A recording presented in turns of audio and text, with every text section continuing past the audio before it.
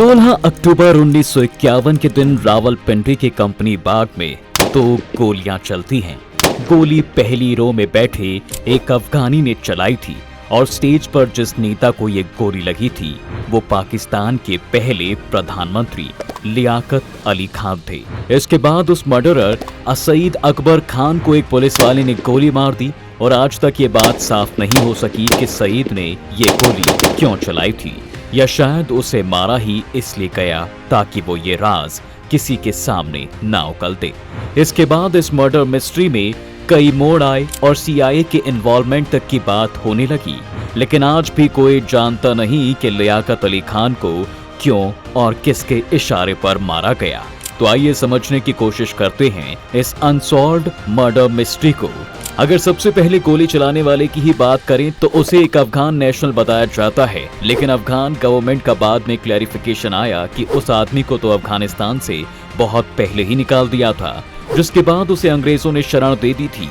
अजीब बात तो ये थी कि पाकिस्तान के बनने के बाद भी उनकी सरकार मर्डरर सईद को हर महीने 450 रुपए अलाउंस के तौर पर पे कर रही थी। इस मर्डर मिस्ट्री में एक अहम सवाल ये भी था कि आखिर सईद अकबर फ्रंट रो में कैसे बैठा हुआ था, जबकि ये सीट्स तो CID के लोगों के लिए रिजर्व थी। जिस पुलिस वाले ने सईद पर गोली चलाई, जब उससे पूछा गया कि उसने उसे जिंदा क्यों नहीं पकड़ा, तो पुलिस वाले का कहना था कि उसके सीनियर ने उसे सईद पर गोली चलाने के लिए कहा था। क्या ये सबूत मिटाने की कोशिश थी? इसी कंपनी बाग में कई साल बाद बेनजीर भुट्टो की भी इसी तरह हत्या कर दी गई थी और तब भी फायर डिपार्टमेंट ने क्राइम सीन को तुरंत साफ कर दिया था। इसलिए इस बात से इनकार नहीं किया जा सकता कि लियाकत अली खान के केस में भी कुछ ऐसा ही हुआ हो। पर आखिर कौन वो हो सकता है जो लियाकत अली खान को जिंदा नहीं देखना चाहता था? आज कई साल बाद लोग इसके पीछे अमेरिका और CIA का हाथ बताते हैं और उसके पीछे काफी ठोस कारण भी थे। जब पाकिस्तान बना भी नहीं था तभी से जिन्ना ने अमेरिकन को ये एश्योरेंस दे दी थी कि वो कोल्ड वॉर में अमेरिका के कैंप में होंगे, लेकिन इस पॉलिसी से लियाकत अली खान पूरी तरह इत्तेफाक नहीं रखते थे। साथ ही जिन्ना की मौत के बाद 1949 में अमेरिका के राष्ट्रपति हैरी ट्रूमन ने भारत के प्रधानमंत्री जवाहरलाल नेहरू को स्टेट विजिट पर बुलाया था, जिससे लियाकत अली खान खुश नहीं थे, क्योंकि नेहरू को एक सोशलिस्ट लीडर होने के नाते रूस के करीब देखा जाता था और पाकिस्तान शुरू से ही अमेरिका के साथ था। इसलिए उन्हें लगा कि नेहरू की जगह पहले उन्हें इनविटेशन मिलना चाहिए था। इसी बात से शायद वो नाराज थे और फिर ईरान में उस वक्त पाकिस्तान के एम्बेसडर राजा गाजनफर ने एक डिनर पार्टी में लियाकत अली खान को एक रशियन डिप्लोमेट से मिल पाया। यहाँ लियाकत अली खान ने मॉस्को विजिट करने की इच्छा जाहिर की और 2 जून 1949 को उन्हें ऑफिशियली सोवियत यूनियन के गेस्ट के तौर पर इनवाइट किया और 5 दिन बाद उन्होंने ये इनविटेशन एक्सेप्ट भी कर लिया। जाहिर सी बात थी कि इससे अमेरिका खुश नहीं था और अमेरिकन से भी ज्यादा नाराज इस वक्त UK था, जिसे लगता था कि सोवियत यूनियन के खिलाफ पाकिस्तान उनका अलाय बनेगा। इसके साथ साथ अमेरिकन ने उस वक्त लियाकत अली खान से ये मांग भी की थी कि वो ईरान से बात करे और अमेरिका को ईरान में ऑयल ड्रिल करने के राइट्स दिलवाए, लेकिन लियाकत अली खान ने इसे इनकार कर दिया था। अगर मॉस्को विजिट की बात करें तो बाद में उसमें कई डिलेज होने लगे, क्योंकि पहले 20 अगस्त की डेट रखी गई थी, लेकिन सोवियट्स चाहते थे कि वो 15 अगस्त को विजिट करें। इसके बाद इस डेट को अक्टूबर तक शिफ्ट कर दिया जाता है, लेकिन स्केड्यूलिंग की वजह से उनका वहां जाना पॉसिबल नहीं हो पाया। काफी हिस्टोरियंस मानते हैं कि सोवियट्स ने जानबूझकर ऐसा किया ताकि भारत को बुरा ना लगे, क्योंकि भारत उनके लिए एक बेहतर अलाय था। अमेरिकी डिप्लोमेट डेनिस कुक्स ने पाकिस्तान पर लिखी अपनी किताब में भी कहा है कि ये साफ हो गया था कि सोवियत अब लियाकत अली खान को मॉस्को में नहीं चाहते थे। यही वजह थी कि प्रधानमंत्री होने के बावजूद भी उन्हें वीजा देने के लिए सोवियत एम्बेसी ने उनके पासपोर्ट को 3 हफ्ते तक दिल्ली में अपनी एम्बेसी ऑफिस में ही रखा। दूसरी तरफ अमेरिका के साथ लियाकत अली खान के कुछ और मामले भी थे, जैसे कि उस समय कोरियन वॉर चल रही थी, जब पहली बार नॉर्थ कोरिया ने साउथ कोरिया पर हमला किया था और अमेरिकन ने साउथ कोरिया को डिफेंड करने के लिए वहां अपनी सेना उतार दी थी। इस वॉर में अमेरिका को काफी हैवी कैजुअलिटीज झेलनी पड़ी थी और इसीलिए अमेरिका चाहता था कि पाकिस्तान अपनी फौज को इस वॉर में कमिट करे, ताकि अमेरिकन सिपाहियों को लड़ने के लिए ना जाना पड़े।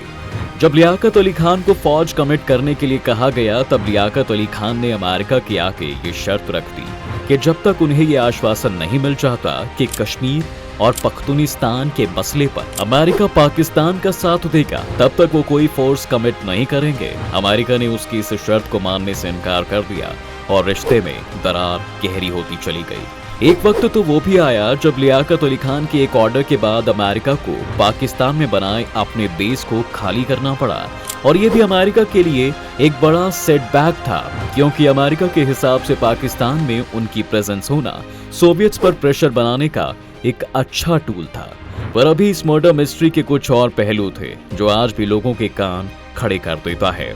लियाकत अली खान के मर्डर की इन्वेस्टिगेशन में ये कहा गया था कि सईद अकबर ने किसी के दबाव में आकर या किसी साजिश के तहत नहीं, बल्कि अपनी मर्जी से लियाकत को असैसिनेट करने का फैसला किया था। इस इन्वेस्टिगेशन रिपोर्ट को पाकिस्तान की आवाम ने सीधा सीधा रिजेक्ट कर दिया, जिसके बाद कई दूसरी इन्वेस्टिगेशंस भी हुई।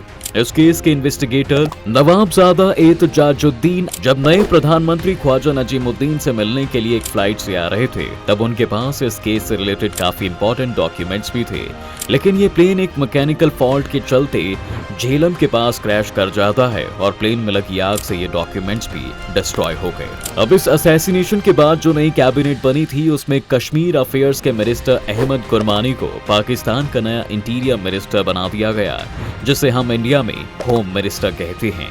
उनके ऊपर ये आरोप लगाया गया कि वो इस मामले की जांच ठीक से नहीं करवा रहे, और फिर प्रेशर में आकर उन्होंने ब्रिटिश इंटेलिजेंस से इस केस की इन्वेस्टिगेशन में मदद मांगी थी। इसके बाद 1958 में लाहौर हाई कोर्ट में चल रहे एक डिफेमेशन केस में, जिसमें गुरमानी भी पार्ट थे, कोर्ट ने इस इन्वेस्टिगेशन की एक इम्पोर्टेंट फाइल को पेश करने के लिए कहा था। उस वक्त के अटॉर्नी जनरल ने कोर्ट से ये कहा कि वो 25 फरवरी तक वो फाइल पेश कर देंगे, लेकिन जब फाइल पेश नहीं हुई और कोर्ट ने उन्हें लेटर लिखकर जवाब मांगा, तो उनका कहना था कि फाइल तो वेस्ट पाकिस्तान के चीफ सेक्रेटरी ने रोक रखी है।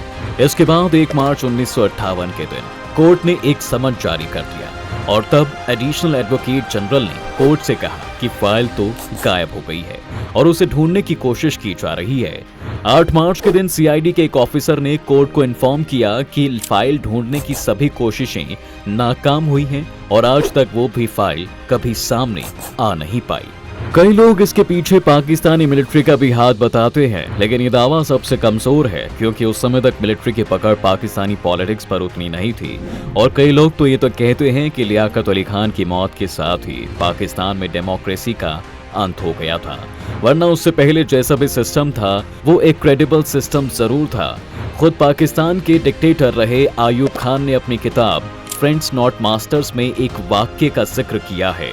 वो लिखते हैं कि जब लियाकत अली खान की मौत के बाद वो नई कैबिनेट के कुछ मिनिस्टर से मिले, जिनमें नए प्रधानमंत्री ख्वाजा नजीमुद्दीन भी शामिल थे, तो किसी ने भी लियाकत अली खान की बात ही नहीं छेड़ी। वो कहते हैं कि ऐसा लगता था कि जैसे किसी को भी लियाकत अली खान की मौत का अफसोस ही नहीं था, बल्कि हर तरफ जश्न का माहौल था।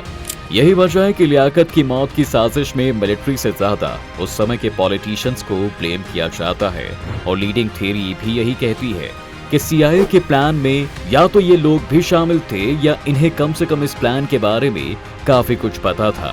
बाद में अमेरिका द्वारा भी जब कई कॉन्फिडेंशियल फाइल्स और टेलीग्राम्स को पब्लिक डोमेन में लाया गया था, तो उनमें ये दिखता था कि ख्वाजा नजीमुद्दीन और उनकी नई कैबिनेट के लोगों ने लियाकत अली खान के जिंदा होते हुए ही अमेरिकन्स को यह भरोसा दिला दिया था कि वो कोरियन वॉर में अमेरिकन्स की मदद करेंगे, जबकि लियाकत अली खान ने अभी तक ऐसा कोई कंफर्मेशन नहीं दिया था।